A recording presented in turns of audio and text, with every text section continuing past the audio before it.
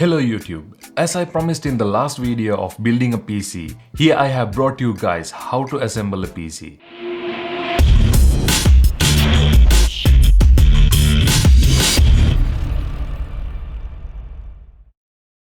This procedure will be identical no matter what PC you are building. Cheaper build or an expensive build, small form factor or large form factor, basics about how to assemble will be the same. If this is the first time you are building a PC and you are scared that you will damage something you purchased or you don't quite have the confidence, don't worry. There are very slight chances to get something wrong and most of them are recoverable. Further, follow this step-by-step guide that exact same way I'm doing and instructing you and you won't run into any problems.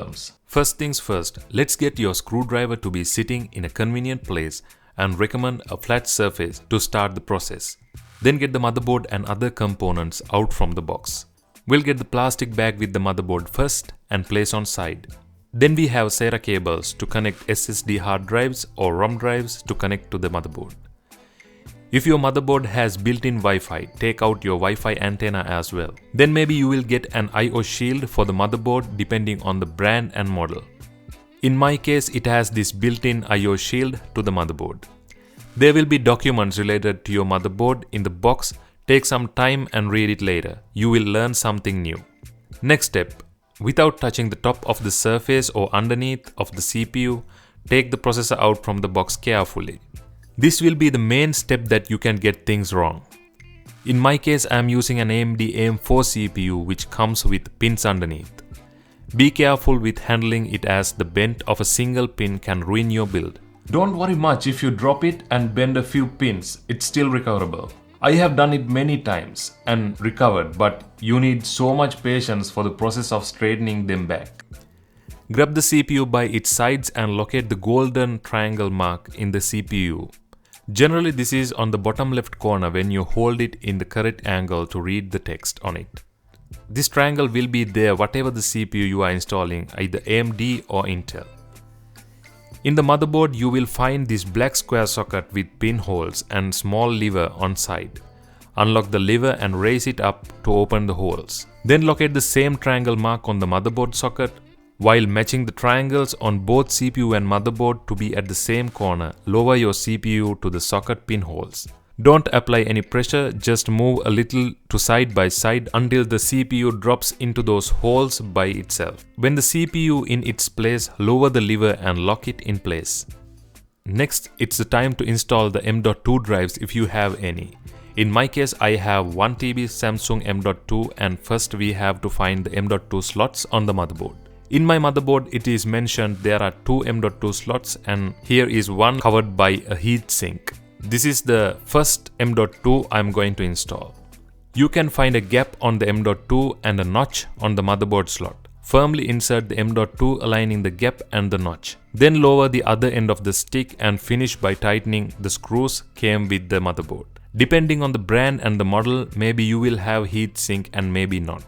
These long slots which we saw earlier as well called RAM slots or DIMM slots. Most motherboards have 4 memory slots and if you are only installing 2 of them, there's a marking on the board saying which slots to be installed first. If it is not on your motherboard, it will definitely be mentioned in your manual.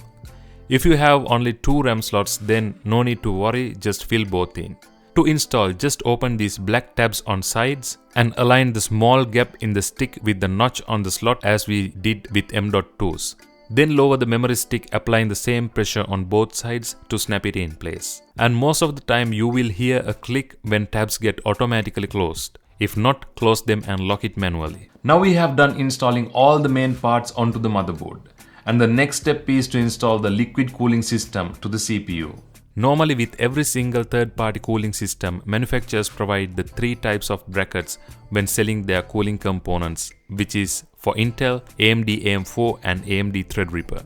You can see which type is which from the user manual came with the cooling system, or sometimes it will be printed on the cover of the socket or on the socket itself. In my case, it has mentioned Intel in one bracket, but the other 2 I couldn't find anything to identify which is for AM4 and which is for Threadripper. But finally, when I went through with the user guide came with the cooling system, I was able to find which bracket is for AM4. So please go through the user guide and see which bracket is suitable for your processor. Then install the bracket and insert screws which are going to hold the CPU fans in the place. Keep the prepared cooling system aside. Let's get into the motherboard and fix it into the casing.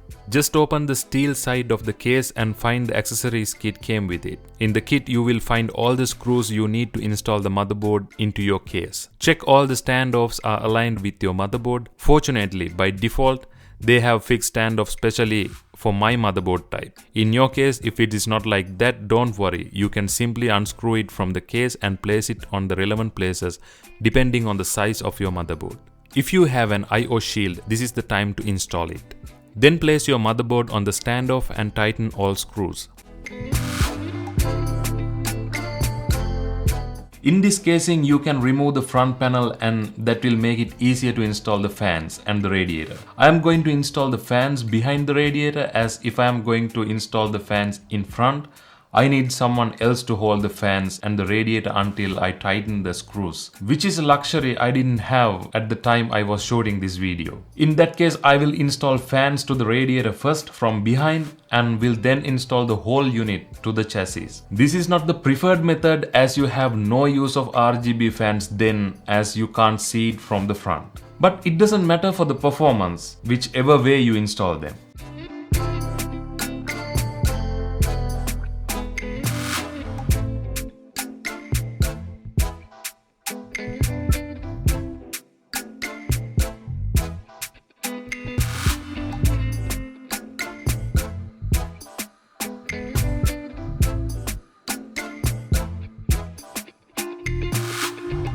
Radiator is in place now, and it's the time to install the cold plate head or the liquid cooling plate head to the CPU. When you buy a cooling system, air cooling or liquid cooling, most of the time the cold plate comes with pre-applied thermal paste for better connectivity between the CPU and the cold plate. But in my case, it came with a separate tube of thermal paste, which we have to apply manually. If you ask why the thermal paste is, the role of thermal paste is to help transfer heat away from the CPU and into the heatsink. The heatsink then expels the heat away from the hardware. This keeps the CPU cool, especially when it's harder at work processing tasks.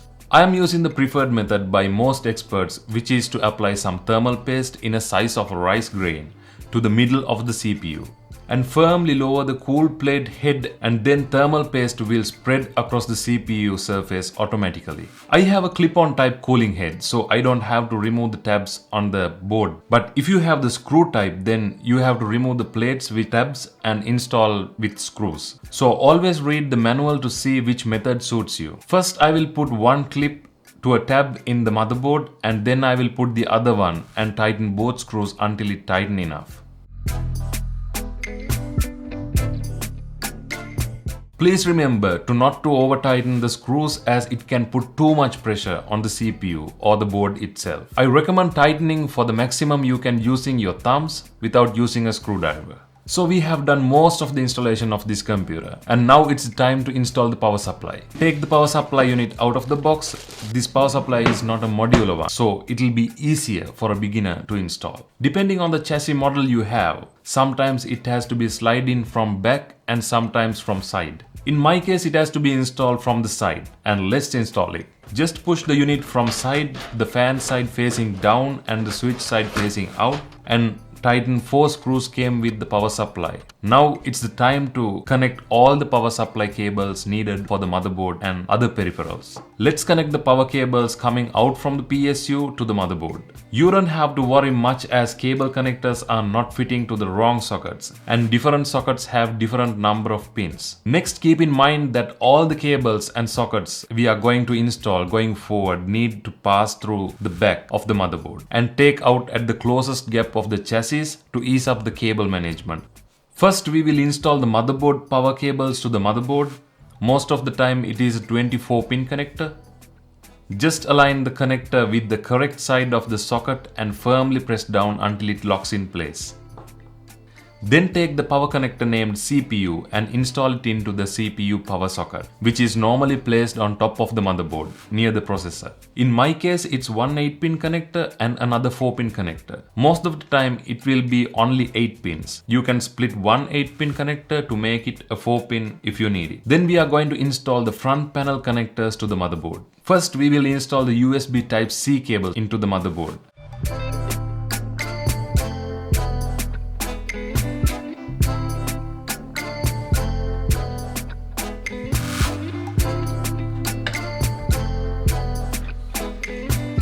Then we are installing the USB 3.0 front panel cable into the motherboard.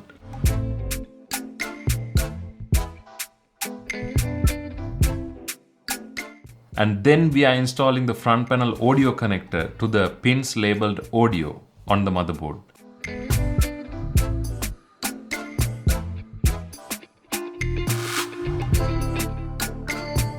Then it's come to the switch panel sockets. This will be a bit tricky as it's harder to see which one goes to which pin. So always see the manual to easily understand which connector goes to which socket. Now it's time to complete the final stage, connecting the chassis fans to the motherboard. First take the pump fan connector coming out of the radiator and install it to the socket named pump fan on the motherboard. If you are using an air cooling method, you don't have to follow this step. Then take the power splitter cable that came with the liquid cooling system and install the single connector end to the CPU fan. Then take all the other chassis fan connectors from the back to the bottom to install into the socket named system fan. Then we will install the hard drives. You can see there are two hard drive bays at the bottom. So take one tray out, pressing these two parts on both sides. Take your hard drive and while aligning these pins with screw holes in the hard drive, put your hard drive into the tray and slide it into the drive bay and it'll lock in place by itself. This is the SATA cable which we have taken out from front to the back and we'll connect it to the hard drive. Then take one SATA power cable and install it to the hard drive as well. I prefer to keep the graphic card as the last part, as when you install this massive card, you don't have room to put your hand to anything else. So now it's the time to install the graphic card. To install the graphic card into the system, you have to remove two of these plates. We can unscrew them from here. Take your graphic card and remove the plastic cover of the interface. Then firmly insert the PCI interface of the graphic card to PCI Express slot. Then push it towards the motherboard until it locks in place. Then tighten the screws at the chassis to hold the graphic card in place. After that, take the PCI power cable from the power unit and connect it to the graphic card.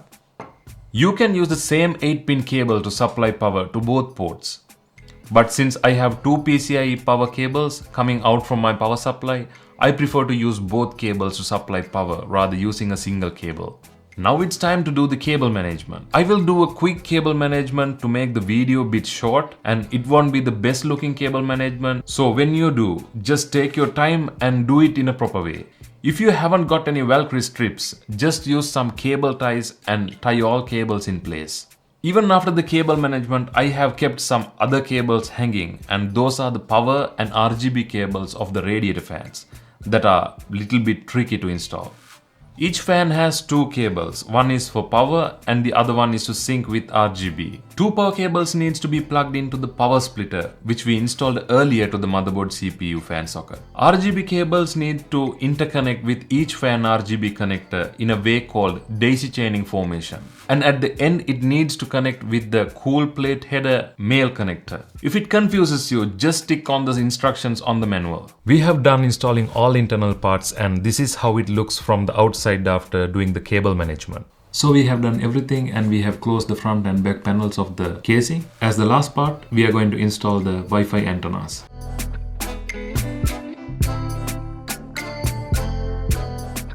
We have done assembling the PC, and the next step is to install Windows into the new system we built. I will come to you guys in a separate video with how to install Windows, and keep subscribed and stay tuned for the upcoming videos. Today it was a bit long and I was trying to keep the video as short as I can. Therefore, if anyone has questions regarding any step or an unclear area, Just comment below and I will assist you as soon as possible. That's it for the video guys. Don't forget to like the video if you learned something new or if it helped you in any way. Catch you guys in the next video. Until then, peace.